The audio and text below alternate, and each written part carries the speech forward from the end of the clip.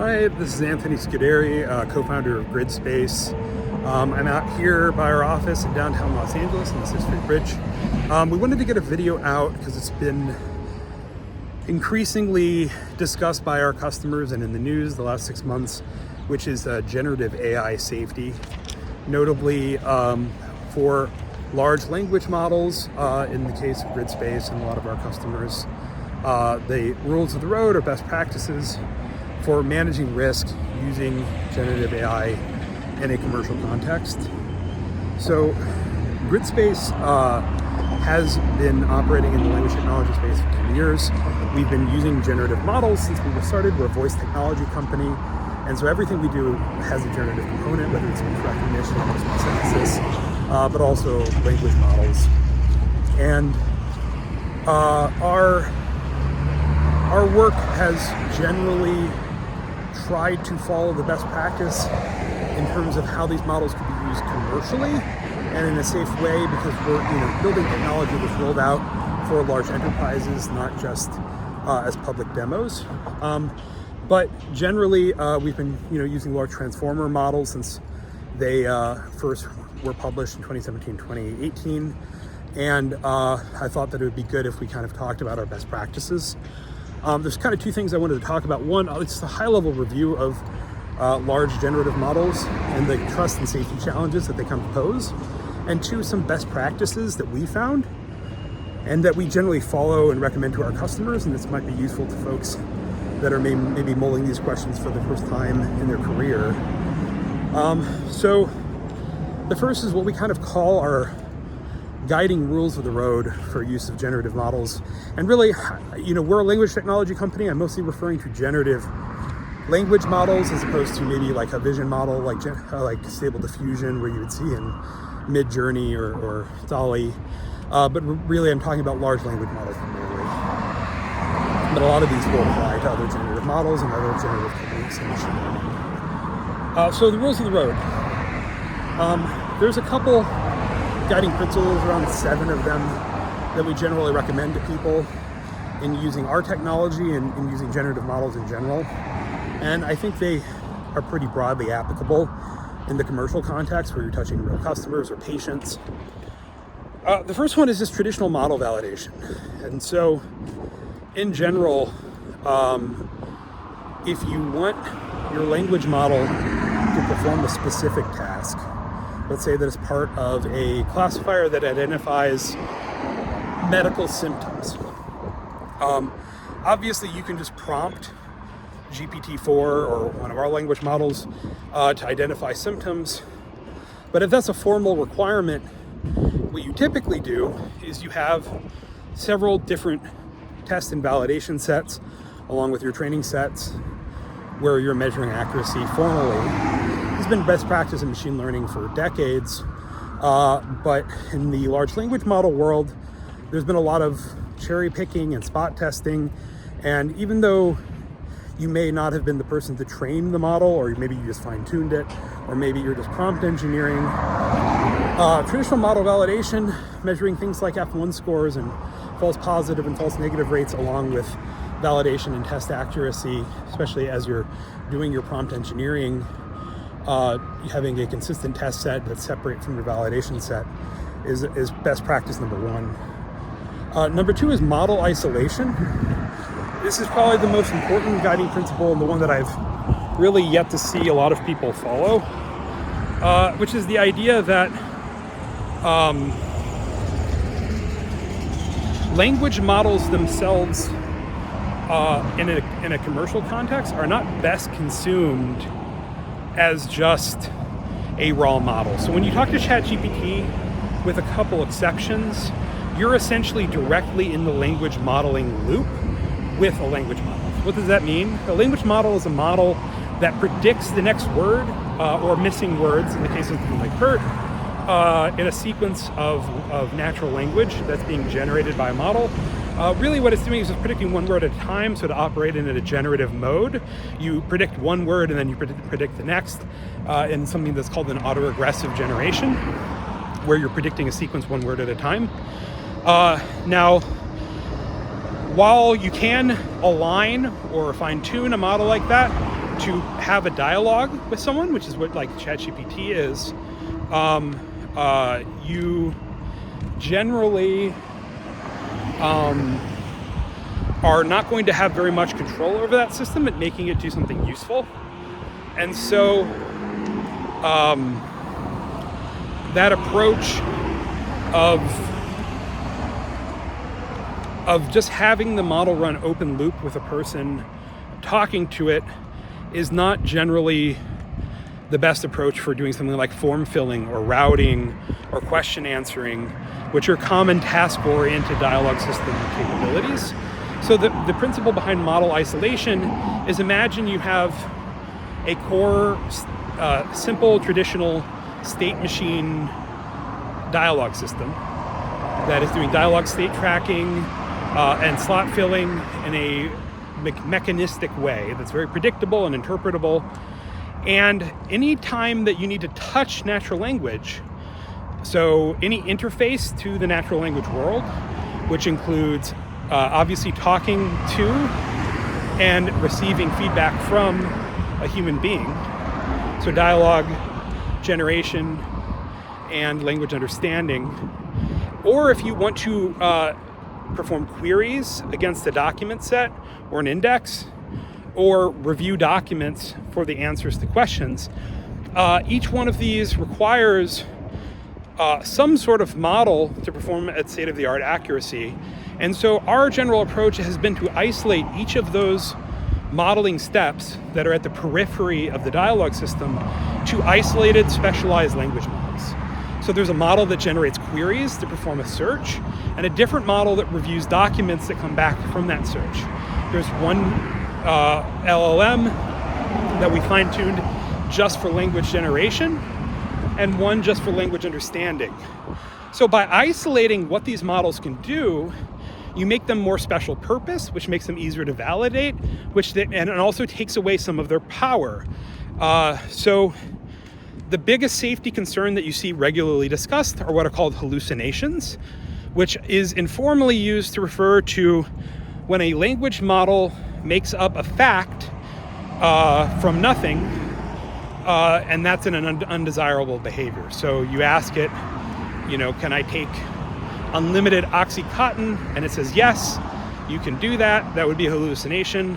The models also sometimes will improvise in a way that's plausible, but is not desirable. So for instance, in an enterprise use case where the model is operating as a task-oriented dialogue system, maybe in a call center context like we typically operate on, you might not want the model to say things that are technically true, but are off topic or maybe not the most flattering for your business, or just are inappropriate in the context of the call. And you could call that a hallucination as well.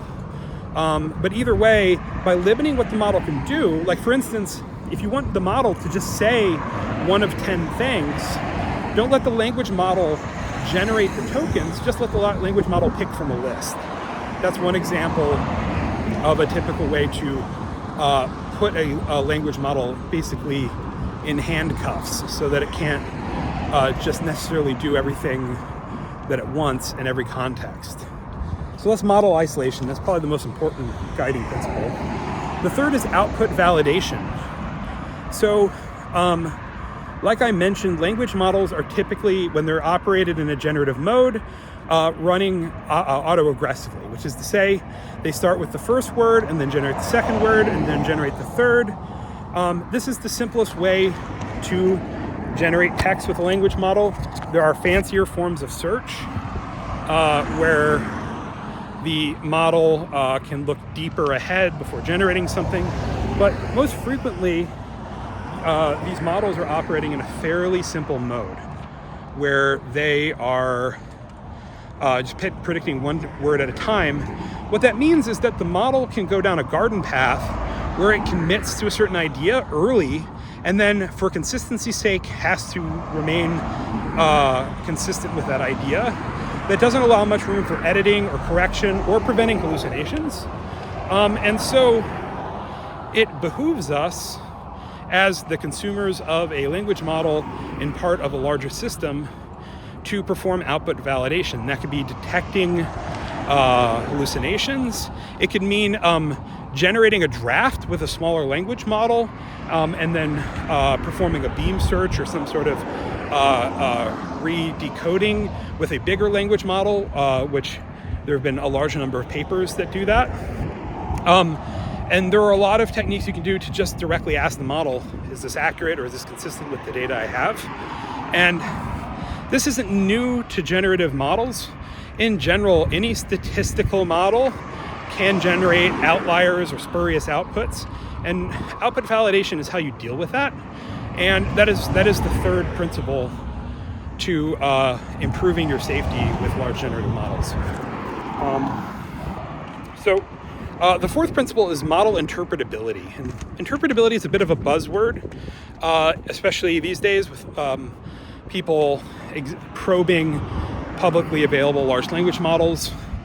Interpretability can mean a lot of things, but in the context of the commercial software that we build at Gridspace, what it typically means is, one, if the model is using data to, for instance, answer a question, making the model tell you what data it used to generate an output, and two, expose that to the user.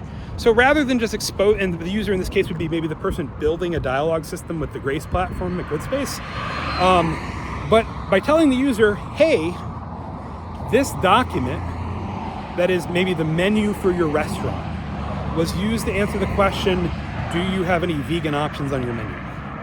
And it maybe can show you the document, even the region of the document that it used to make its decision after hitting an index. And if the answer it makes is wrong, you can look at the document and confirm that it was not a hallucination, which by just forcing the model to cite its sources is dramatically reduced. And two, if there's an error in your document, you know where the error came from. And this is a level of interpretability that wasn't really available with classical perception models. So if you have maybe just a dense neural network or an LSTM that is maybe doing a prediction, interpretability is actually harder unless you make the model generate additional outputs specifically for interpretation. And so in the generative context, it is easier to instrument your system, especially if you're not building models. I mean, we do, and so we build our models specifically for interpretability and for our users' sake. But if you're a user of, let's say, GPT or something, you can force more interpretability by just making the system essentially cite its sources and allowing you to know why it generated something. And if it isn't consistent with what it produces, then you have pretty unambiguous evidence of a true hallucination, which obviously you can then use to make decisions about whether the system is safe to deploy commercially. All right. So the fifth guiding principle is data set preparation. Now, if you are so lucky as to be competent enough to validate or to be generating your own models, to be training your own language models, either from scratch or fine-tuning, this includes your corpora, which means your text data sets that are used to train the model. And that could be dialogues or conversations like we have at Gridspace. It could be Common Crawl and just basically internet data like is used to train Llama or GPT or BERT. Now, there's a lot of concern about bias in models, and bias can mean a lot of things. It can mean a statistical bias, which is to say the model tends towards some pattern that is undesirable. But bias could also, and often does, refer to maybe some sort of discriminatory bias towards a protected group or something like that. Either way, if your data set is bad, your model will be bad. This does not just apply to bias in large language models or even generative models, but in all of machine learning. If your data set is biased, machine learning models at the end of the day are very dumb. They are doing what's called modeling a generating process. It doesn't matter if it's a generative model or not. There's something in statistics and foundations of machine learning called the generating process, which is the theoretical statistical process by which all the data in your data set is sampled.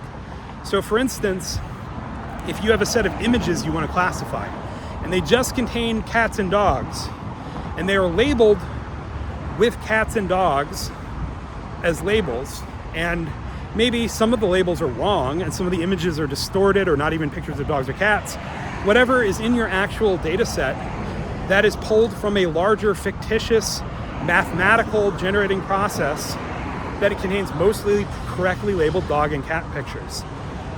Similarly, if you have pulled your training data from the internet, and the internet is known to contain things that maybe don't have the right content for the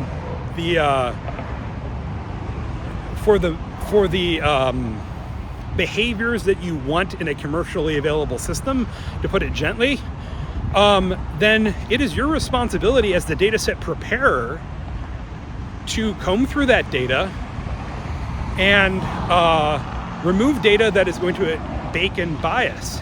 And if your data is the entire internet,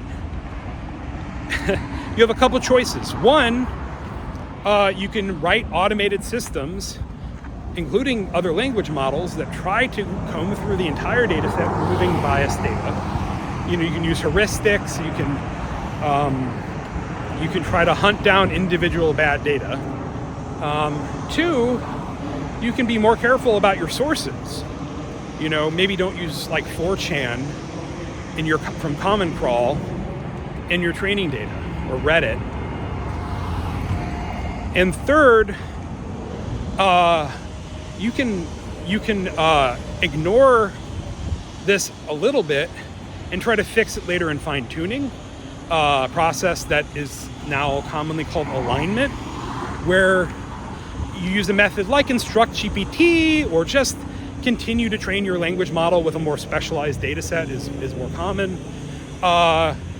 And that alignment process or fine-tuning process allows you to take a coarsely correct model and shape it to maybe remove some of its biases. This can work, but you're taking a model trained on a large data set for many epochs, and then you might be fine-tuning it on a much smaller data set that is much less specialized, and there's no guarantee that it'll eliminate bias. The only way to really best ensure that is to know every word that's going into your language model training process, which is not something that's tractable for most researchers. But for a company like us, where we primarily operate in the real world, where this stuff matters, you have to take responsibility for the data set as a whole, and the progeny of the models and the weights. All right, so we have two more guiding principles. Number 6 is iteration and control. So the idea is that, like I said, large language models are just subsystems for us in terms of larger systems, whether it's for analytics or in dialogue systems.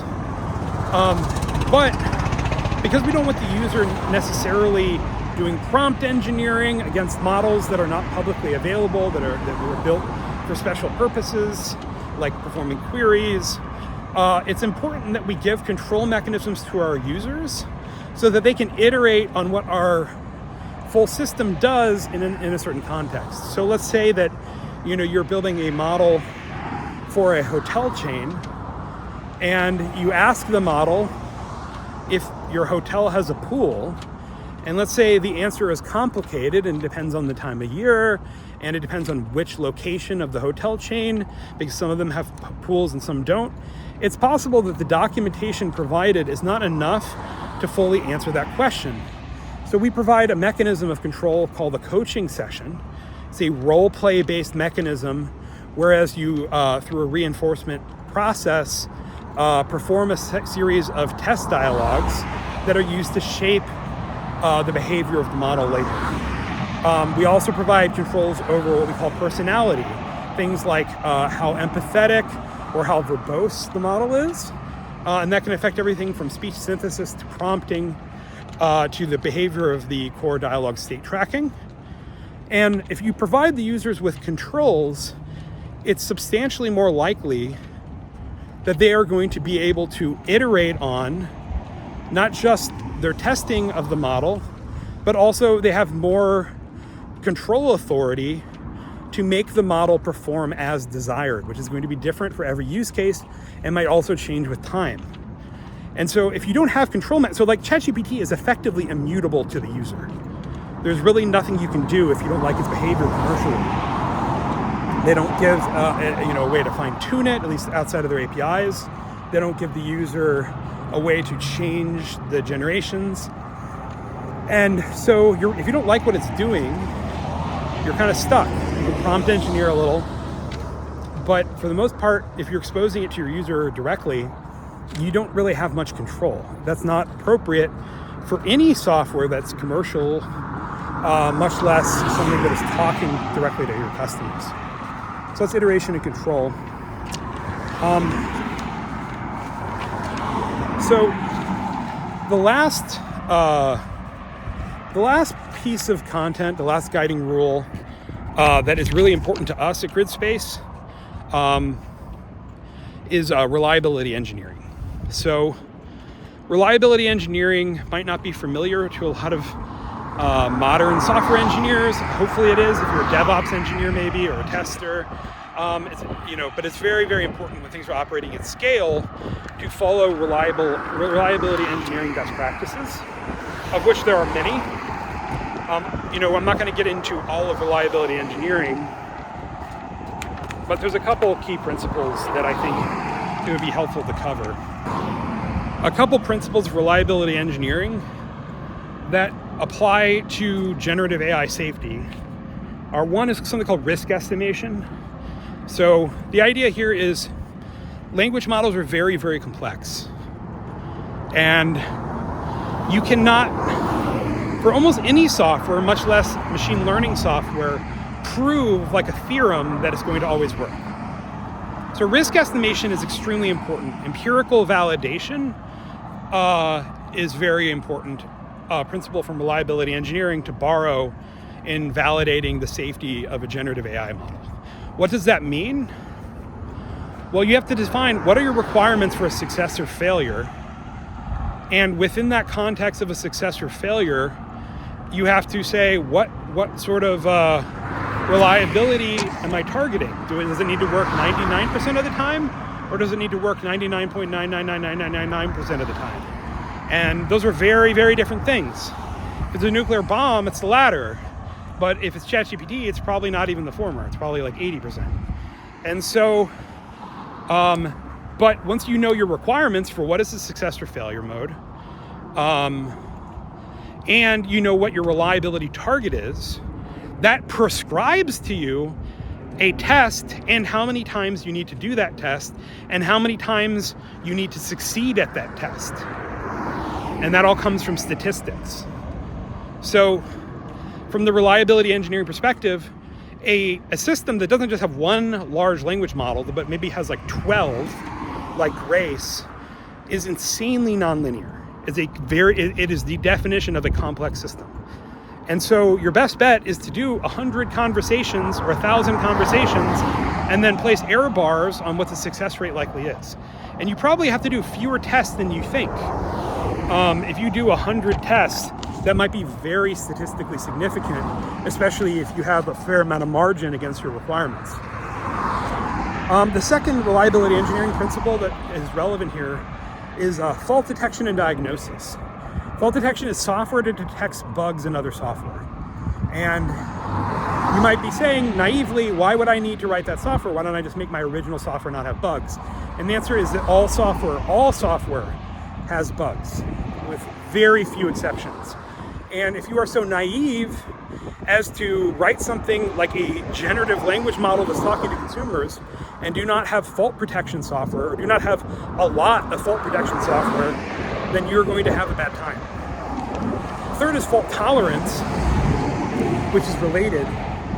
Fault tolerance is essentially building a system that corrects for errors.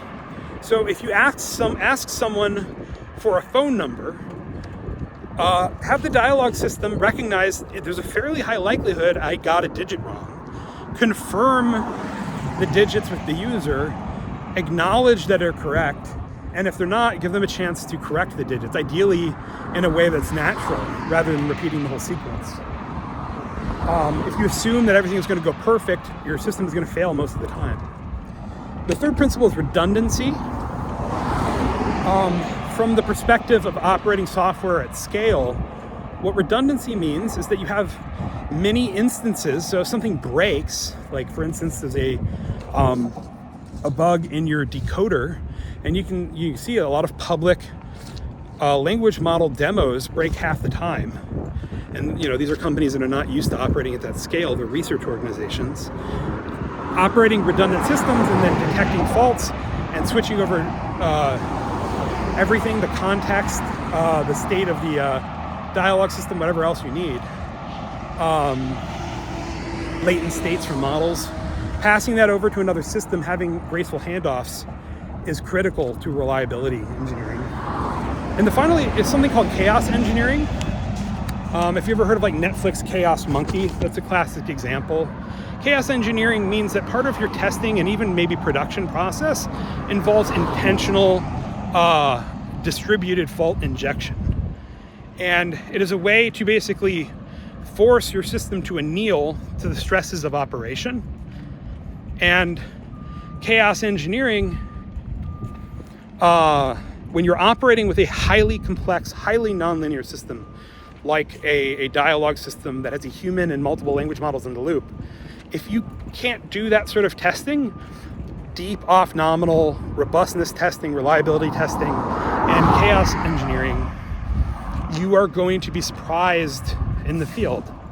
And it's always better to be surprised at the testing stage. All right, well, those are the rules of the road. In review, guiding rules of the road for generative AI safety: 1, traditional model validation; 2, model isolation; 3, output validation; 4, model interpretability; 5, dataset preparation; 6, iteration and control; and 7, reliability engineering. We have a lot more content about generative AI safety, and this is a big topic. We're happy to do more videos about this, but we wanted to get this out because pretty much everyone is asking us about it, regardless of their relationship with Gridspace. And so hopefully this was helpful to you, and hopefully this was interesting. Thanks, and have a good afternoon.